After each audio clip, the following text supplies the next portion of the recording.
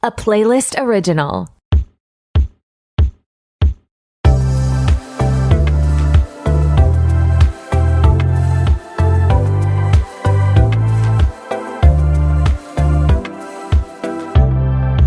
Hey, what's up? It's your host Tori, and who is ready to be petty? Welcome back to another episode of RTBP. So glad you're here. Today is a very fun episode. First timer Layla at Layla's Life on TikTok joined me and we talked lots of Kardashians, lots of 1D. I share This Week in Petty. She nominates a Pettyweight Champion of the Week. It is super fun. Before we get to the show, I just want to say subscribe to this channel. Please subscribe to the podcast, download the episodes, leave me a rating and review. I sound like an obnoxious salesman, I don't know, old school knocking on your door. But it really helps the podcast grow and find new listeners and helps me, I don't know that I'm on the right track and that you all are enjoying these episodes, which, by the way, there's two big milestones which ratings, reviews, etc., downloads contribute to. First off, I'm coming up on 100 episodes. Definitely have surpassed that with my bonus episodes, but 100 of the RTBP proper episodes. And like I mentioned a few weeks back, we've got some fun things planned. So I'm very excited for that coming early July. Second thing, I have booked the biggest guest I have in RTBP's history. We're recording at the end of June. It's gonna come out, I think, the first week of July, and I am so fucking excited. She is a reality TV star. She's been on two big shows. I don't want to spoil it. I think I'm gonna do a Q&A on my Instagram, so follow me at RTBP Podcast. But I am literally so fucking excited. Stay tuned for that. It's going to be a really, really fun episode. Slide into my DMs if you want to make some wild guesses. But yeah, I'll post on my Instagram stories over the next couple weeks, soliciting questions, but also just being oh my fucking God, how am I going to talk to this person? I think that's it, folks. Let's get to the episode. I'm really excited for this one. Okay, here's my convo with Layla. I'm back with a very special guest, a first timer on RTBP, Layla from TikTok at Layla's Life. Layla, how are you? I'm doing good. How are you? I'm well. Welcome to the podcast. It's so fun to have a new guest. And this is my first podcast ever, so I'm so excited to be here. I know. I'm so excited for you. Can you tell the listeners a little bit about yourself and about your TikTok? So my name is Layla. I'm in Chicago. My TikTok is really just a safe space to obsess and overanalyze and deep dive, all things pop culture, who's dating who's breaking up, what the Kardashians are doing, anything and everything. It's just an outlet for me, and I love talking to people about it. Yeah, and that really shines through on your TikToks. I feel like they're addictive just because they're the everything that I'm thinking about. Exactly. I started it really because all of these thoughts were just in my head constantly. And I was I need to get these out, even if I'm literally talking to a wall or into my phone. And that's just what I started doing. Yes. Okay. I love that. Do you have people in your friends or family that you talk about pop culture with? So a lot of my friends do love pop culture, but I feel their threshold is a lot smaller than mine. So they would be oh, did you see what Kim posted? And I would be yes. And these are my 10 thoughts. And they would tap out after 2. So yeah. I really had a much bigger bandwidth for these kind of things. I so get that. I'm oh, but you don't want to talk about the absolute minuscule detail. Exactly. I'm ready to talk about. Yeah, and I'm oh, well, do you remember the vlog Kylie posted 2 years ago and how that might relate to this? Yeah. Oh my God, I just relate to that so much. And I just love talking to people that have this expansive history for pop culture because it is so not integrated. That's not the word I'm looking for, but it is just everything builds off of each other. Everything's connected somehow. So it's just fun when people have that knowledge. 1,000%. Everything is so layered. Mm-hmm. especially because Hollywood is so small. Like everybody knows someone Mm-hmm. and has their own history with everybody. So it's like to get that full picture, you really, I feel like honestly, I came into it kind of late because I really didn't get into it until Instagram became a thing. And that was like my medium where I was like Mm. consuming, like the e-news, like following the celebrities themselves. And so that's when I feel like that really jump started it for me. But then like all of like the 2000s, I feel like I'm learning about now after the fact. Yeah. But what did you like? What were you interested in before pop culture? I'm like, what are other hobbies? So I feel Like, like I like was not allowed to watch MTV growing up, was not allowed to watch like okay, okay. TRL or like any of those things. Like didn't watch Laguna Yeah. Beach when it came out. So like, Oh I no. like so I feel like that also contributed. And I was, playing hopscotch and like braiding my friend's hair. Like I just was not really exposed to it all yet. Honestly, that's probably for the best. Like sometimes I'm like, oh, this is why I have like not trauma, but like skewed like body image or like reality or like you know how they ask kids what they want to be when they grow up nowadays and like everyone's as a YouTuber or influencer, like that would have been me back in the day. But I was like, that's not like a legitimate like Oh my God, option. I'm dead. Or like you can't say that. That's like No, embarrassing. this is embarrassing to admit, but I honestly didn't even know that like the Kardashians had a son, like Rob Kardashian. I thought it was just the three sisters for the longest time, like probably until I got to college. And then I was like started watching the Oh my show god. and I was like, "Oh, they have a brother." Like Yeah. that's not okay. That's so funny. I'm so sad about him like hiding in the shadows because Rob like was so funny on the first like decade of keeping I up. know his dynamic with like Scott especially, and like I do miss Mm-hmm. that. I feel like my like unprofessional opinion, I feel like he is in a much better place now. He just wants to be private, and Yeah, I I feel at know. peace with that for him. You're right. Like I feel like the first couple years was like him purposely hiding and now I think my again, you're right. Like I don't know him. I've never talked to him. No one's ever mentioned to me, but I just get the vibe that he's like yeah, at peace with living like a more private Yeah. life. And Yeah. I love that we get to see Dream too, like playing with the other Mhm. girls, and like I'm sure he's Mhm. so happy with his daughter. And like now that like Black China literally sued the family and lost, like hopefully that can be put to rest and like we can all move on. Yeah, 100%.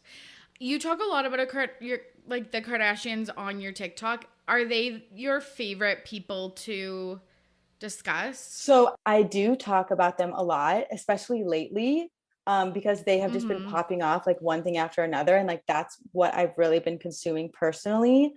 I have thought about like, oh, maybe I should really like niche down onto the Kardashians, but like I love talking about other celebrities too. And I know you can't really tell that from my page right now, but like I think they're just such a focus right now because of the show, all the information we're getting from that, like Mhm. the wedding, like Kim and Pete's relationship, like Mhm.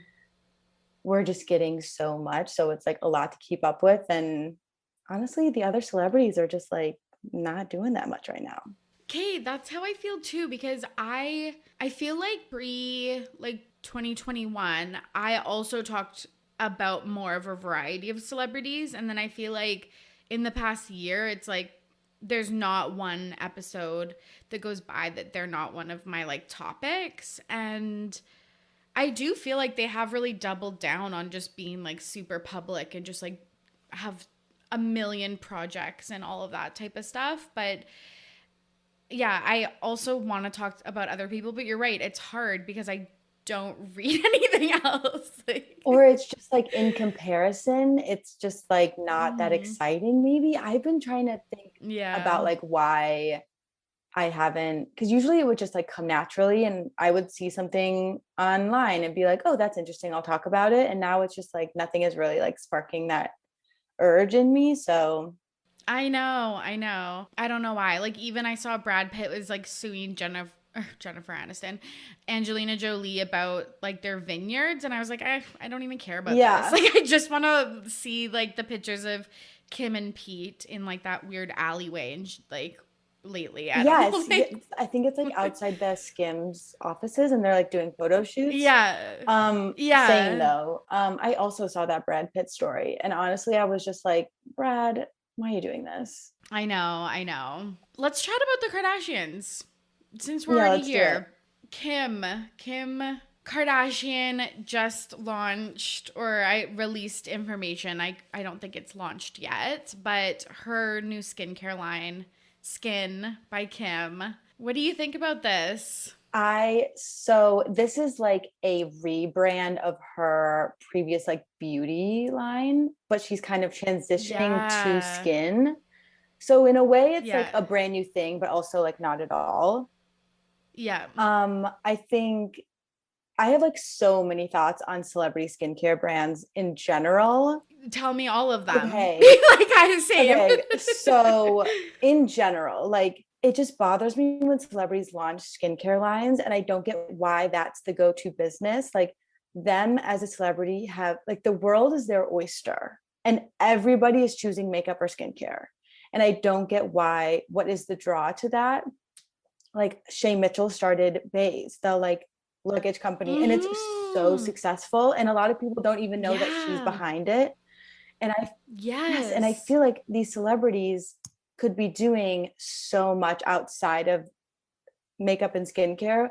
But I just picture them being in a room with some business advisor and they're showing them these analytics of how skincare is going to make them successful. And they're like, great, I'll do that.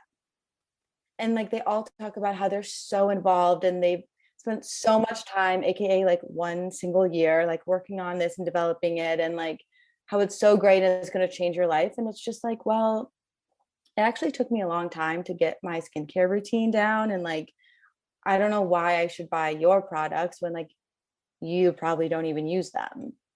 Yes, 100%. Yeah, and that we know it's a lie because you're getting like Botox and filler and lasers and microdermabrasion and like all of this shit. Like I think that's the thing that like annoys me the most is like you get a facial probably like weekly or like every 2 weeks. So it's like it's not this skincare line that has transformed your Like, yeah, skin. it's not the hyaluronic acid serum, babe. Like, it's your like $200 facial that you get in your home. Yes, 100%. Or like living a stress free, not that they live a stress free life, but like living a lavish life. Yeah, and having people to like doctors and estheticians and stuff to help you achieve what you want to look like. And yeah, that's why I'm like, ugh, it's such a scam. But yeah, why is it skincare? Because you're totally right. Like I think about the first celebrity brand kind of outside of just like like movies or songs or whatever. And I think of Jessica Simpson, such a blueprint, and she doesn't get enough You're credit, so right but about that. We need a one moment for Jessica Simpson, like reality TV, the shoes, everything. yes, I love her so much. Her, yeah, shoe line and it like then branched into clothing and perfumes and like tons of different stuff has done so well. It's $1 billion business. Again, blueprint for Nobody's Kim. talking about it. And yes, nobody's talking about it. Yeah, like she didn't just immediately do like a gentle cleanser and like a toner, which again, it's so annoying to me. There was a lot of controversy about the name because there are two black owned businesses, one in I think New York. There was like SKKN plus sign. And then there was Lori Harvey's skincare line that's SKN. What do you think about Kim just like taking this? It seems like she got a cease and desist letter like a year ago. So like she knew that, and like a quick Google search warrants these results. Yeah. It's always it's always something. Like first kimono scandal and now this, Yeah. like she just can't get it right. Honestly, I feel like maybe because it's the official name is like Skin by Kim, she won't have to Yeah. do anything. I feel like it's two separate things. The spa in Brooklyn, which is Skin Mm-hmm. Plus, SKKN. Mm-hmm. I hope this just gives them nothing but like more business and like success for them, which I really truly hope it does. as far as like Skin SKN by Lori Harvey, like it's another celebrity brand. Mm-hmm. And immediately I had people in my comments saying the same thing, like, oh, it's too similar to Skin by Lori Harvey. And like all I have to say is like, I'm sorry, Lori Harvey, but like I don't think Kim is going to be affected by it. I know, by your line. Yeah, even though she has been in the news with her like potential breakup with Michael B. Michael, Jordan. yeah, Michael B. Jordan. So that's sad. But yeah, so there's a part of me that I'm like, okay, so Skin, it's KK because Kim Kardashian. So you're like, oh, this is like the perfect name. But it's like fucking too bad also. Like, I don't know. If there was, I wanted to name my podcast Ready to Be Petty. And I did a Google search and there was nothing out there. But it's like, if I saw that there was one, I would have been like, okay, I'll rename it. Or like, I'll just pick something different. I'm not like married to this idea. Right. I feel like also because her first companies were KKW Fragrance and Beauty, and now she Mm-hmm. obviously dropped the W. So the Skin with the Mm-hmm. KK is like so perfect, still using her initials, a little nod to her first venture. Um, Mm-hmm. Also though, she has definitely said in interviews that like as she's before she announced Skin by Kim, when Yeah. beauty and fragrance were down and she was doing this rebrand and nobody really knew what that meant. She was saying that she wanted to create one site to house all three things because she knew it was complicated to go to three websites, check out at three different places, pay shipping at all of them. So she wanted one entity where she could sell beauty, fragrance, and now skincare. So it is confusing if she's still planning on doing that. And the umbrella is Yeah. skin. Yeah. Like that definitely makes sense. And again, shows off her like business acumen for sure. But I guess so. And it is interesting also that it's by Kim, not Kim Kardashian. Like she has transcended the need for a last name, which I think is like absolutely wild. But yeah, I feel like just for her, like Skims makes sense. Like when I think of literally like undergarments for or like body shaping or like seamless underwear or whatever for like dresses, I do think of people like Kim Kardashian. But this, I don't know. Even like her like other things that she's done in the past, like when she had like the ring lights on her like cases on her phone cases, I'm like, that makes sense.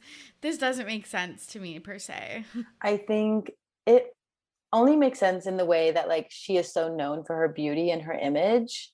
Mm-hmm. Mm-hmm. But yeah, it's like you already have one almost like perfect company, which is Skims, which was a Yes. completely unique idea, an amazing name. Like she's been able to grow it so much with apparel and like other clothing that people are obsessed with. Like, and Yes. so I understand wanting to like always do bigger and better and do more and more and more, but it's like you just had something so good that nobody else was doing. 100%. Because, yeah, like you mentioned about base, this really, Skims really reminds me of that, where it's like, some people would maybe even know it was associated with her or like wouldn't care. And I've only heard good reviews about Skims products. Like I was really considering, I live in Canada, so I was like, I just can't pay the US like dollar like conversion and like the shipping and all of that shit. But I was like, I'm really considering buying some of those products. And I do not want to financially support the Kardashians. But anyways, the other thing I was thinking is like how she could personalize it to herself so it did stand out from other celebrity skincare lines. And her journey with psoriasis has been detailed since like literally season one of Keeping Up. And I'm just like so curious about, and maybe that is, I don't know, coming down the line because she did kind of like the full step by step process that like a person with like normal skin would kind of need. So I don't know, maybe some like specialty products are coming down the line. But yeah, I just thought like that's something that she has like talked about for years. And like I would actually maybe listen because I'm like, I kind of have a little bit of psoriasis, definitely have eczema. I was like, maybe you're talking to doctors that I don't have access to. So I was like, maybe I would buy something like that from her. I agree. I know. I think psoriasis skin, like I think that a specific launch could come down the line. But I think starting with that would be like so niche and like not probably Yeah. not affect a Yeah. lot of people. But the other crazy thing about this first skin launch is that she is presenting it as her daily skincare routine and saying, this is my 9-step daily skincare routine. Like, that is crazy for someone that like never even really talked about her skincare routine before. Like, and now you're all of a sudden you're like, guys, I use these 9 products every day. Like, buy them. Like, this is what I use. And it's like, wait. You were selling makeup before. Like, you never talked about your skincare routine. Not once.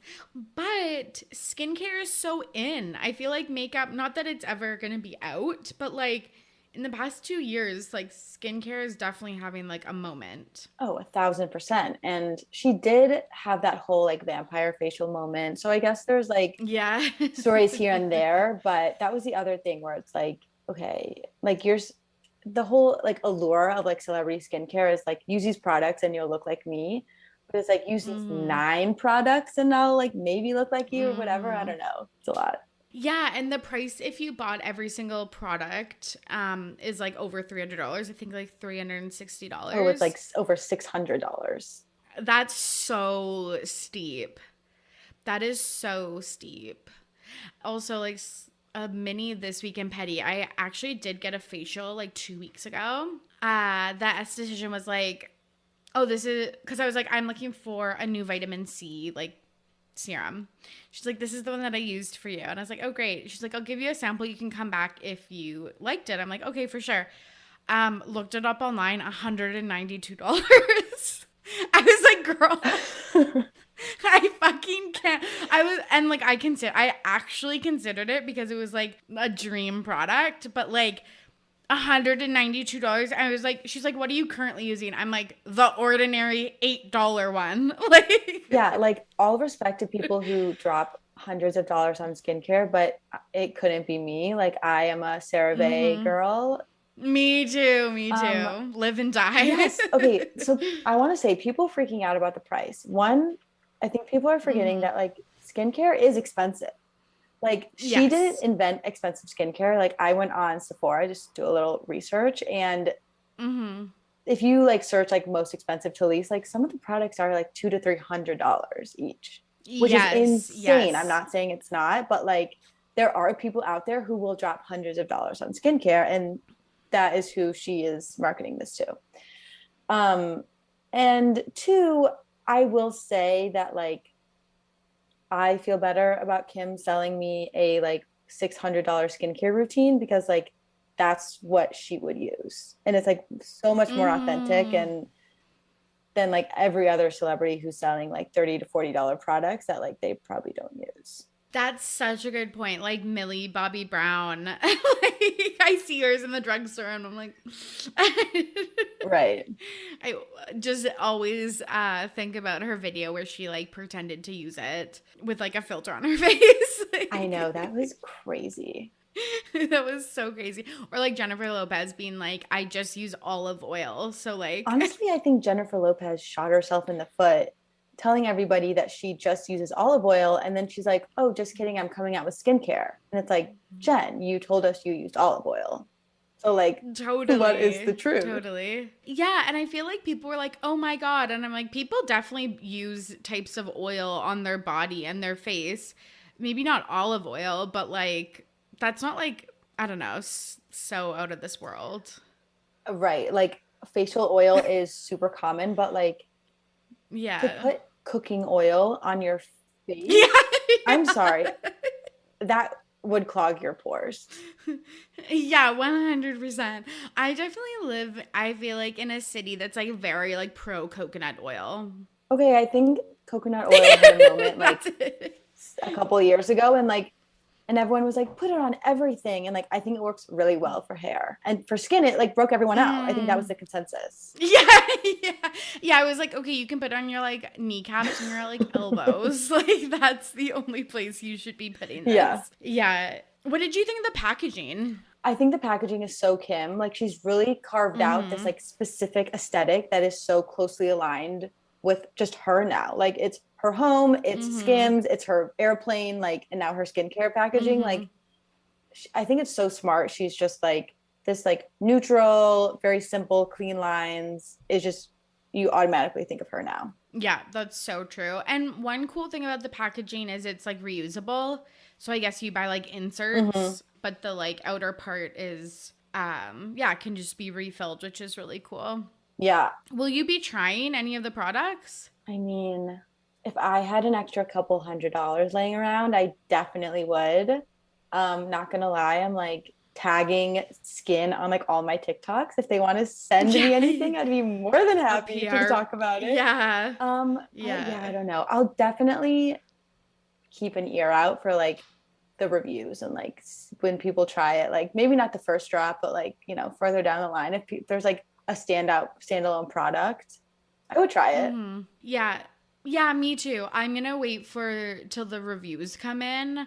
I doubt I'll like, I don't know, maybe if like Sephora ends up stocking it. That was the other thing that I was thinking about, is it's so interesting, and correct me if I'm wrong, if you know, but all of her products, some of them might be in Ulta, but not in Sephora. Yeah, her and Kylie both did like a deal with Ulta for their beauty products. Interesting. Because, yeah, I know like Selena Gomez, I think Hailey Bieber, like all of their lines will or are in Sephora. So that's really interesting that she would, I guess, again, that just shows you the mammoth of a company that you wouldn't need something like Sephora to stock your products. Yeah, and I feel like Skin will ultimately be stocked in stores somewhere. Like that just seems like a natural thing to do, but maybe a little, also like the first drop is like these 9 full-size products that you can buy individually or all together, but I'm sure they'll come out with like mini sizes and travel sizes and stuff. Yeah, 100%.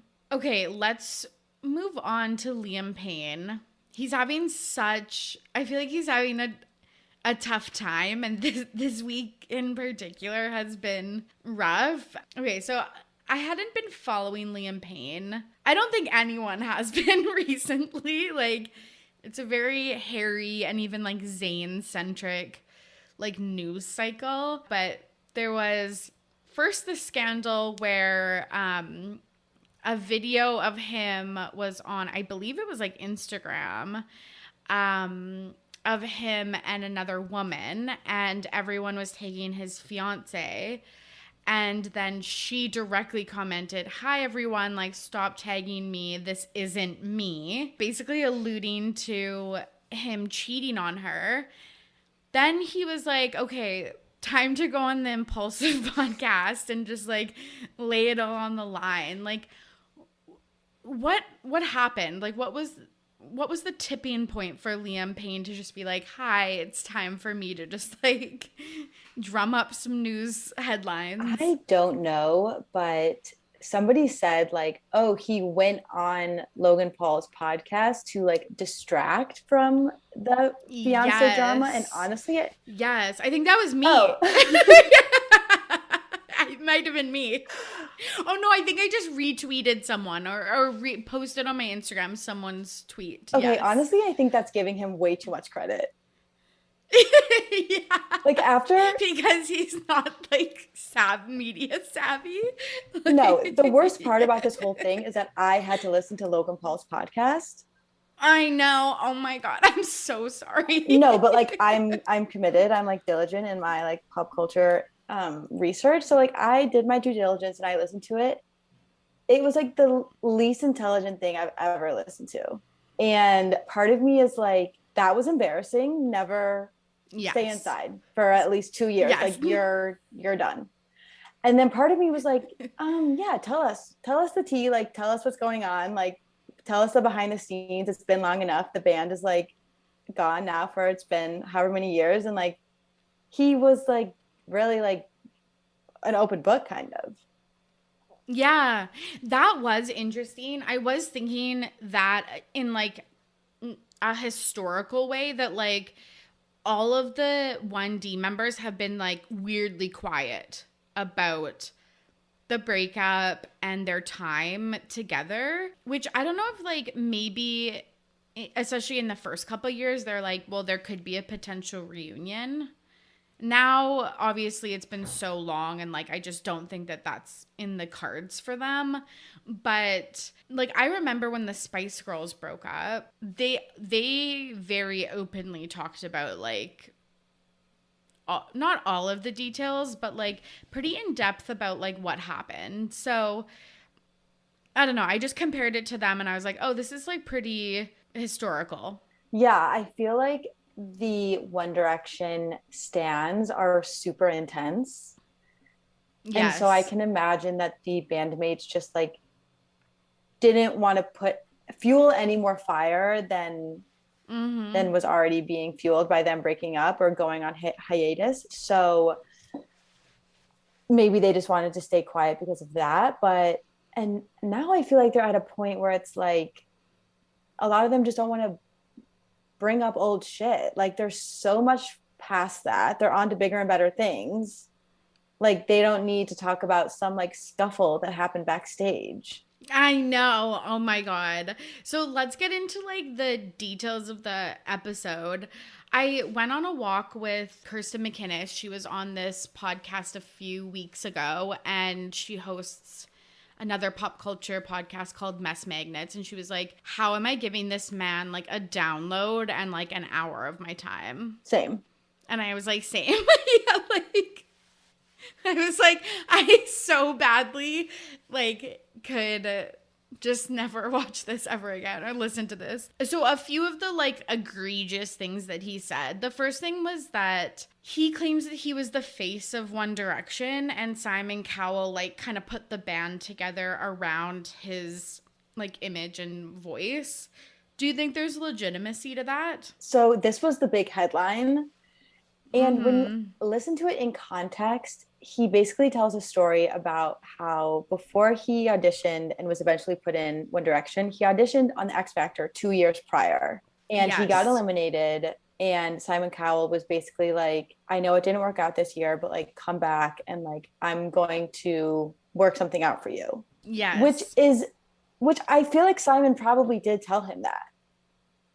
I kind of believe But that's this. very different than saying like Simon was going to like make him the face of some boy band, which I think was the Yeah. intention at the beginning. Like he was the Justin Timberlake, but very clearly Yes. as time went on, Harry was like the most talented one. So to like say that now is like interesting, but also it's like you need a reality check. 100%. Yeah, cuz he did not interview. He did audition before and got like a pretty big compliment from Simon Cowell. Yeah, then he did mature, and Simon had this idea in his head for this boy band, or it was like kind of contested with Cher Lloyd, right? Like no, not Cher Lloyd. It was His later baby Nicole. mama, or no? Yes, okay. Yeah, Yes, okay. So Cher Lloyd was a judge, but I think it was Nicole Scherzinger who was like, no, I thought of 1D, not Simon Cowell. So, like,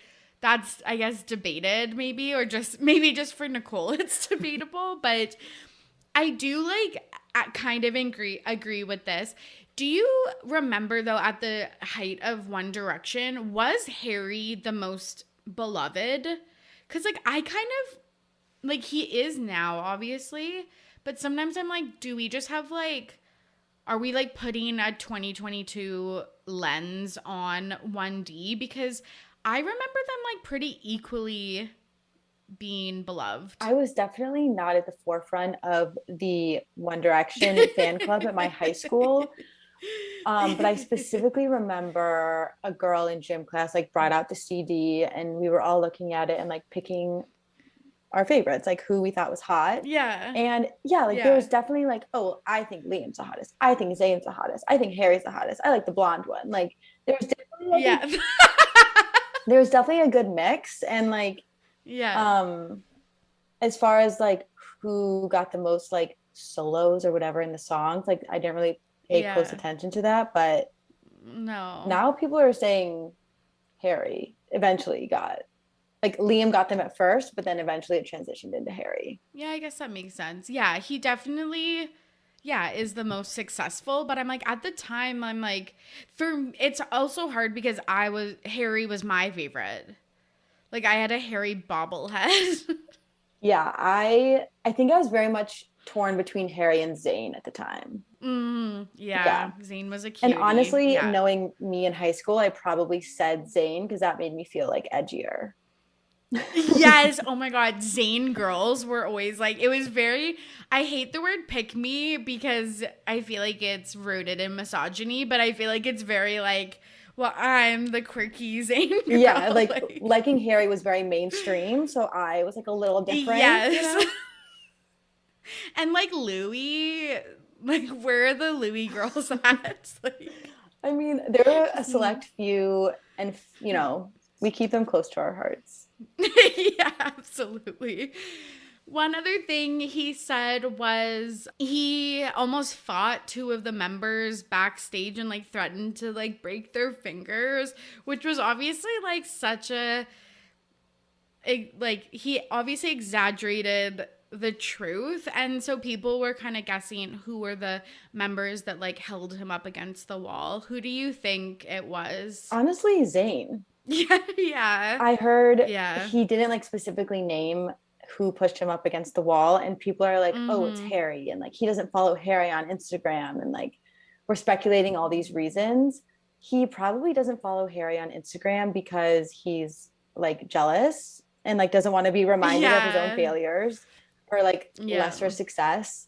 And Harry is a lover, not a fighter. Like, and Zayn is Yes. the aggressive one. So Yeah, that makes the most sense. He claimed that Strip That Down had over 1 billion streams and outsold all the other band members' like first singles. right. Yeah.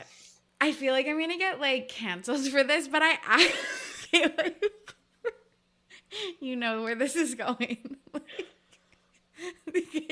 But I feel like Strip That Down is like kind of like a runaway hit. Like, Okay.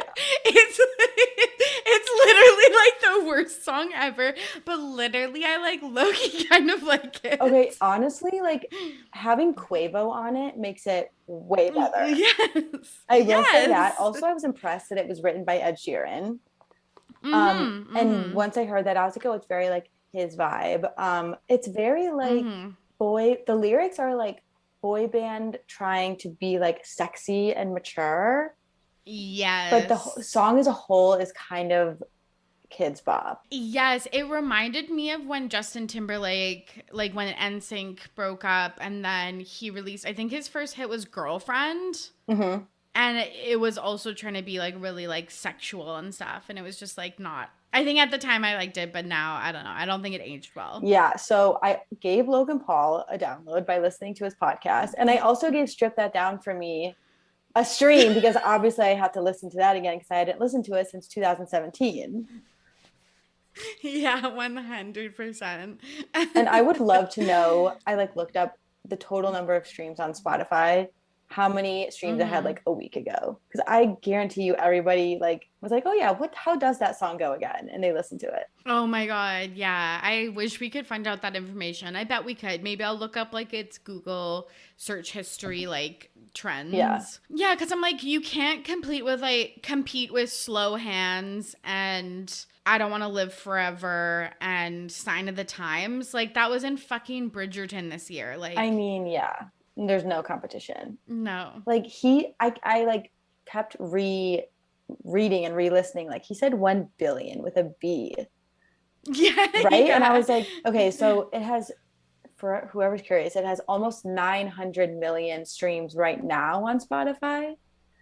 And so Yeah. obviously that's just Spotify. It doesn't include like iTunes or Apple Music, whatever, or however else you listen to music, but something's not adding up. Yeah, definitely the math ain't mathing. He commented on Zayn and Gigi. This was also like he corrected himself on Twitter like the day after, but obviously he made some like salacious comments about how Zayn like isn't doing well, which is it's like throw stones in glass houses. But yeah, what did you think about like him being like openly kind of hateful towards one of the band members? I mean, honestly, when I was listening to it, I like don't think he said anything A that bad or B that we didn't already know. Right, right, So I was right. kind of confused by the like Twitter apology. I feel like that was like kind of unnecessary.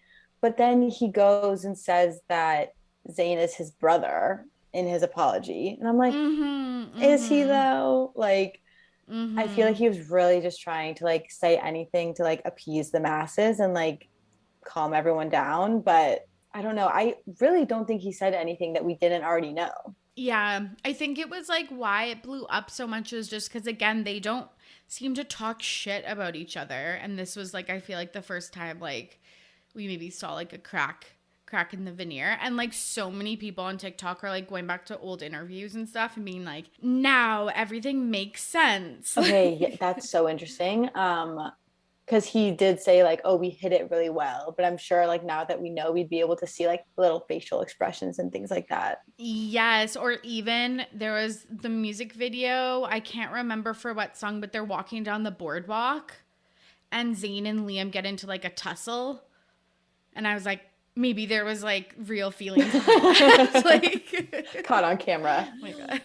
Yeah, exactly. Yeah, I don't Oh know. my god. Well, it's also funny that like he went on Logan Paul's podcast. Obviously, like Gigi had that exchange with Jake Paul, I think. Yes. So I Yes. think that was part of the comment. But yeah, that whole thing with Gigi, I was like, Gigi, why are you talking to this YouTuber? Like, all respect to I YouTubers, but know. like, you do not need to get yourself involved. But she was, I guess, was maybe not anymore, but like, so ride or die for her man. And like, I respect that, but it's like, yeah, it didn't age well.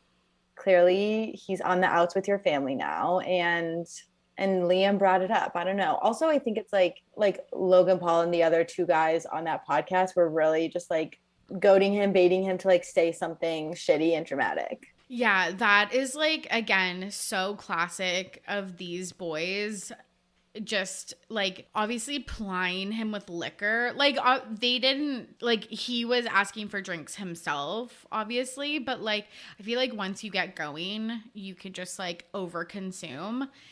And just like the environment, obviously he's like trying to again like weirdly impress these guys. I don't know if he's like trying to get rid of that boy band image or whatever, but because I'm like these are the wrong people you want to impress. But it was definitely just like ugh. Yeah, I think honestly, it's just like as a people pleaser, whatever environment you're in, like you want to give Yeah. people what they want. And that's what they wanted from him. It was like such a locker room, like frat boy energy. And he was like, Mm-hmm. oh yeah, I got some stories. Honestly, his whole story about like being thrown up against a wall and being like, don't do that again, or like, you're not going to have hands to push me or whatever. It was, Yeah. I like could not take him seriously because he has his little like British accent and he did not sound intimidating at all. He was No. like, I was just like, I couldn't take it seriously. It was honestly like, I think he was trying to say it to be like, I'm a big tough man and I don't take shit from Mm-hmm. anyone. And I like just was kind of giggling about it. You could tell that he was like putting on a front or like a persona to fit in with these guys. And again, I'm just like, you really don't need to do this. Yeah. Yeah, it's weird also. It's like you couldn't have got, like, I guess he doesn't really have too much going on right now, but I feel like his legacy that he could be interviewed by like, I don't know, fucking Rolling Stone or something, but it's like you chose Impulsive. Right. And they literally asked him on the podcast, like, by the way, why did you agree to do this? Like, you're Liam Payne. Yeah. And it Yeah. was like so and so and so and so made a call that like was a mutual connection. And I don't really know. But yeah, it was like such an interesting choice. Yeah, so weird. Yeah, I'm always so interested in like these types of relationships with like I think of Whitney Port and Lauren Conrad or like other people that just yeah, were like on TV together in a band together, whatever, TV show and yeah, and then like kind of move on like what your relationship is like, but yeah, it seems like he still keeps in touch with Louis but maybe not Niall, Harry, and Zayn as much anymore. Yeah, especially because they were like a formed band. They didn't know each other prior to the band. Like Right. they formed friendships Right. within the band. And now they like live all over the world and like do all this stuff. So it's Yeah. like it kind of reminds me of like Samantha in Sex in the City. Like everyone Yeah. was like so distraught because they're not all best friends. basically Kim Cattrall, like why Kim is not best friends with the rest of the cast. And she was just like, they're my coworkers. Like Yeah, I did a job and now I'm like moving on. So maybe I feel like it's totally. kind of like that with them. And they were so young when they started. Yeah, that's the other thing because like maybe they don't have much in common other than the band because obviously when they've gone on to do their own solo projects like the musical choices are so different like they've gone in like do you think a person who's like trying to impress Logan Paul wants to hang out with like Harry Styles in like a dress and nail polish like Right. I'm sure he's talking shit about him behind his Yeah, back. 100%. So embarrassing. A lot of people responded to this interview. Maya Henry, the fiance that was supposedly cheated on, posted a TikTok. It was using the sound by Tana Mojo of like, I'm Team Bryce, even the paparazzi's Team Bryce, which I thought was like so fucking funny. Because Bryce Hall, didn't he like threaten to fight or did he threaten to fight Liam? Or Liam was like, oh, I'll do like a celebrity boxing match with Bryce Hall. Like, what the fuck? Okay, yeah, there is a connection there. Why? No, like I can't remember. I blacked that out of my I memory. feel like Liam is acting like he is just doing anything to get he is doing anything to get his name in the headlines. And it's like all Yeah. you need to do is like drop a song. Like I don't get it. Yes. And like, again, like you had Ed Sheeran working with you, Quavo. And then, like, I'm sure you could use those connections again. And then I was like, and then you had Dixie D'Amelio like on that Christmas song. So like maybe you burnt through that. But I will say I really did feel really bad for him when he was like drinking heavily when he was like sober before because he's talked about issues with alcohol.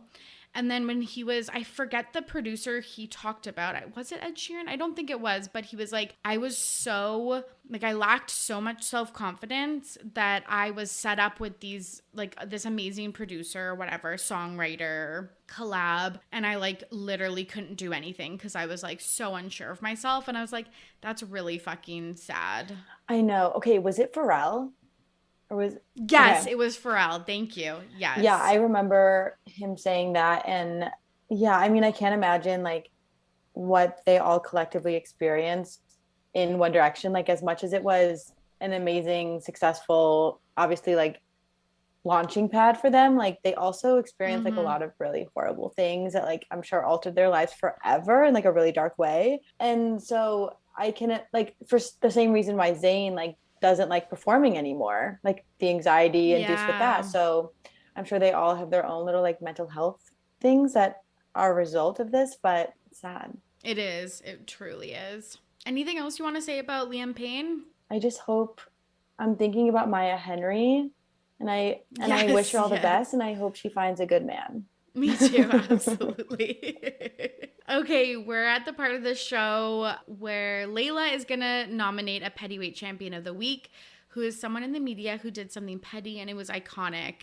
Who are you nominating this week? I'm nominating Shanna Mokler, Oh, aka yes. aka Travis Barker's ex-wife. This was a Yes. couple weeks ago now, but it just sold. So she auctioned off the engagement ring that Travis got her days after his Portofino wedding, and it just sold last week, I think, for $96,500. Damn. Yeah, she put it was like all sponsored through this like resell website where people can resell their engagement rings. And it was both an ad for this like Of service course. and also an opportunity for her to sell her engagement ring, which was like some 4 carat like diamond encrusted band, gorgeous. But she was like, oh, it's a coincidence, the timing of it all. Like, I really just wanted to go to a good home. And it's like, Girl. don't even like, you knew, the SEO and the headlines and Travis's name would be entangled, and the amount of press that like the wedding got, I'm sure her sale like got way more attention. It's Mm-hmm. interesting though, she said it's worth $160,000 and she Mm-hmm. wanted to get 120 or something for it. And so she got like way under Yeah. that. Yeah, that's kind of embarrassing. I know, it's kind of embarrassing, and also like you didn't even break even. Like if it's really worth 160K, like you lost money on it. Yeah, technically you lost Which I money. feel like Yeah. it's a Cartier ring, so I feel like that should only, and it's a diamond, so it should only go up in value. And two, like it's a celebrity, almost like Yeah. collectible, so I feel like that would have more interest and make it more valuable. But I Yeah. like hope this little petty venture for her, like she got what she wanted. I love that. Do you think the company reached out to her and was like, "Hey, would you ever be interested? Like, you got that old engagement ring lying That's around?" so interesting. Like I wonder if they have a Rolodex of like divorced celebrities. Be like, hey, do you want to sell that ring? Yeah. Honestly, good for her though, because yeah, perfect time to do it as people are Googling Barker engagement, wedding, rings, all of that stuff. And then also it's like you don't need to hold on to that. Like I know that like, there's sentimental stuff, but I feel like that's just like a bad omen. Yeah, I mean, either way, it's like if you want to keep it, great. If you want to pass it down, great. If you want to sell it, Yeah. great. Like there are no rules. Yeah, totally. Yeah, I guess she could have given it to like Alabama or something, but she also might need the money. I'm just gonna put it out there. No, Like, 100%. And I think she's also going through it like romantically right now. So yeah, yeah, God. yeah. Oh my gosh, all the best, Shanna Mokler. Finally, it's time for This Week in Petty, where one of us shares a story about something that happened in real life that they are petty about. I'm going to share a story of something I'm petty about. So I went to, do you know the like comedian slash internet personality, Jesse Cruikshank? I do not. Okay, probably a deep cut, especially because you are American and she is Canadian. But she hosted with Dan Levy. Do you know Dan Levy? Yes, Okay, of Schitt's of Creek, course. everyone knows Dan Levy. She hosted an after show about the hills on MTV Canada. So she was like super, super, super popular with Dan. This was like both of their breaks from like what was that, like 2006 to 2010. Okay. Honestly, worth a rewatch if people haven't watched it. They're like fucking hilarious. They would do stills of the TV show and they would have like white, pens, and they would like draw like mustaches on like Justin Bobby and stuff. It was amazing. And they're still friends, I heard. So that's cool. He was a bridesman in her wedding, one of the bridesmaids.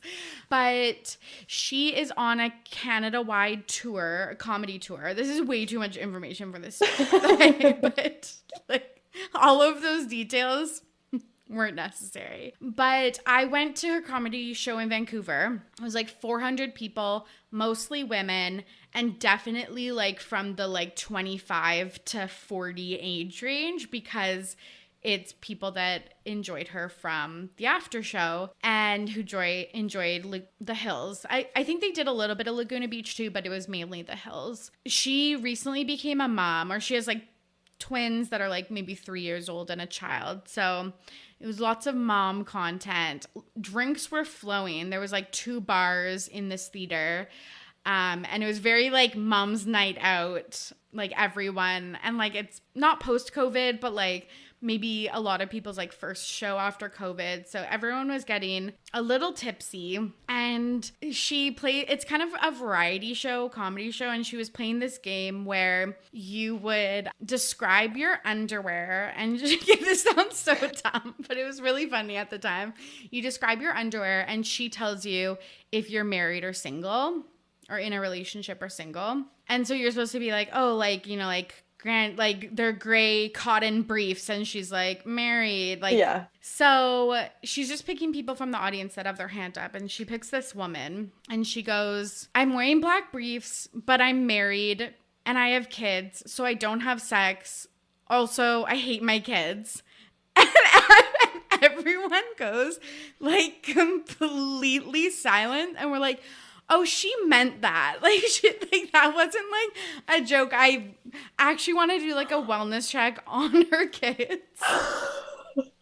But like, it got so much worse. I'm speechless. Like, How did it get worse? and literally, so she was like wasted, and she kept like yelling, like basically heckling Jessie. Like heckling her. Like, it was It was so bad. And at the end of the show, she did like a 30-minute Q&A where at the intermission, you could write a question on a piece of paper, put it into a box, and then Jessie was just picking them out. And at the end, so she's answering these questions. She stands up and she's like, "Can I ask a question?" And Jessie's like, "Oh, you just want to like ask one right now? Like live?" And she's like, "Sure." And so she asked a question. I don't even remember what it was, but like these were supposed to be like written down, like thoughtful. It was like, you know, like, what is your experiences like during COVID with a family and like stuff like that. And she just like literally stood up and asked a question, and all 399 other people are just like, "You need to be like escorted out of here." Can we like send child services home with her? Like, is that family okay? Like I've heard of people, like I honestly just heard a story from like one of my friend's mom was like ran into a stranger, or I don't know, started making small talk with a stranger. And the stranger was like, blah, blah, blah, whatever the context, basically being like, "Oh, I hate my husband. Don't you hate your husband?" And I've heard of that. Like hating your husband totally happens. And like, you've been there. But like, I've never heard of a stranger just being like, "I hate my kids."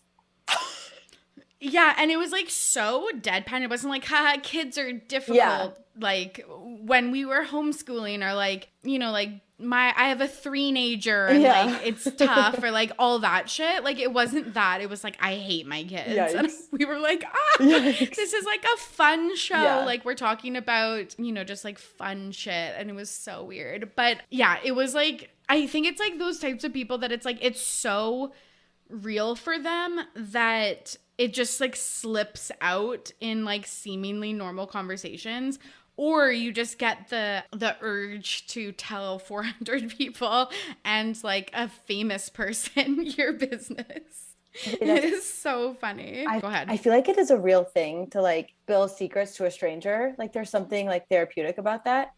But I've never heard of it to like an entire theater. Yes. Yeah. It was just like, yeah, we should do a wellness check in the family, or like this girl needs like a glass of water.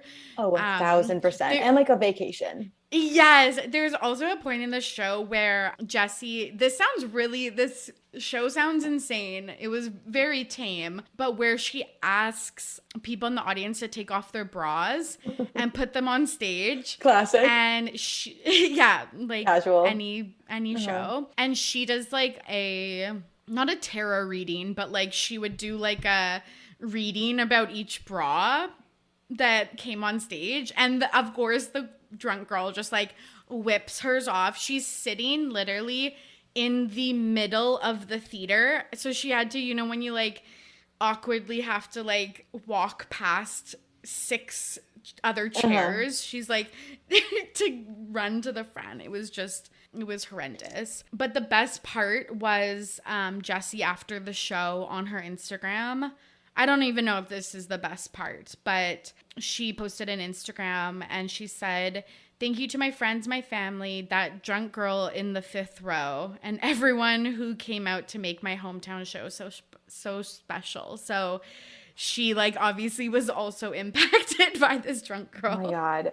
Okay, her show, I've been like thinking about the pop culture I consumed like in my youth. And this show is reminding me, did you watch Jenna Marbles at all on YouTube? Yes, not religiously, but obviously she's an icon. It reminds me of her OG content where she would be like, what your underwear says about you, like what your bra says about you, what your hairstyle says about you. I just remember that era. Yes.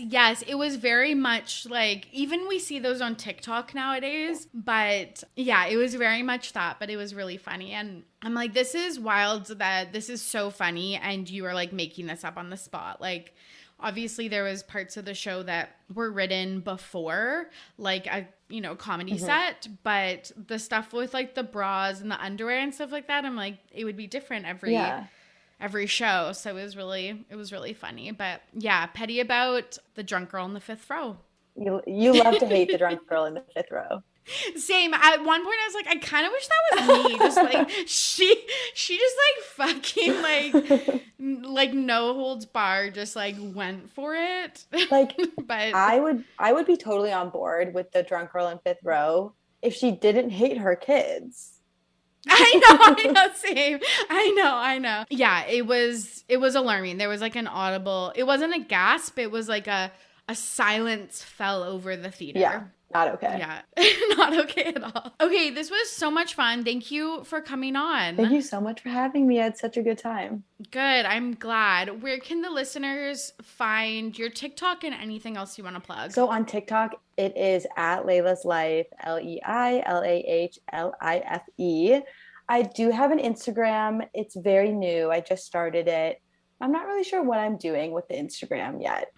If you already follow me, let me know what you would like to see on my Instagram. But the Instagram is at It's Layla Grace, spelled the same, Grace, Grace. And that's what I got going on right now. Nice. Well, thanks so much for coming on. Thanks so much for having me.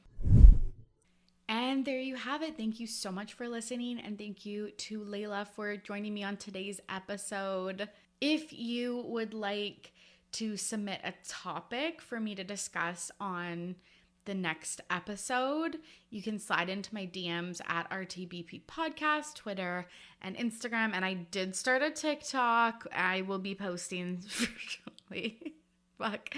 Literally write that on my grave. Like, says she'll join TikTok for 7 years. Anyways, you can also leave voicemails at speakpipe.com/readytobepetty. And your voice note will be included in the show. So if you have a question or a topic, a musing, a reflection, whatever you want, submit that to me. Share your name, your pronouns, where you're from, and I'll play it on the next episode as well. Okay, friends, I hope you are safe and healthy out there. As always, I'm your host, Tori, and I'm ready to be petty. See you soon. Bye.